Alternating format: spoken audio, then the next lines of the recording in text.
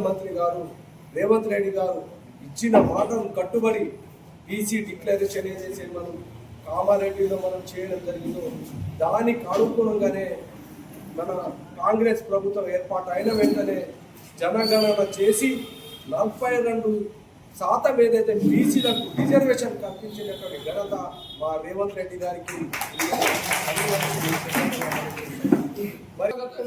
స్థానిక ఎన్నికలో 42% ఎట్టి పరిస్థితుల్లో అమలు చేస్తామనేసి కూడా ఈ సందర్భంగా అమలు చేశాము.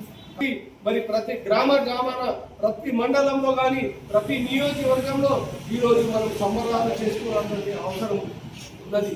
ఎందుకంటే ఇంత చరిత్రలో భారతదేశ చరిత్రలో స్వాతంత్రం వచ్చిన నేటి వరకు కూడా ఇంత చారిత్రమైనటువంటి నిర్ణయం ఏ పార్టీ తీసుకోలేదు, ఎవరు తీసుకోలేదు. కాబట్టి మన కాంగ్రెస్ పార్టీ ఈరోజు ఈ నిర్ణయాలు తీసుకునేది, మన హక్కును మనం కల్పిస్తున్నది. కాబట్టి మనం సంబరాలు చేసుకోవాల్సినటువంటి ఆవశ్యకత ఉంది.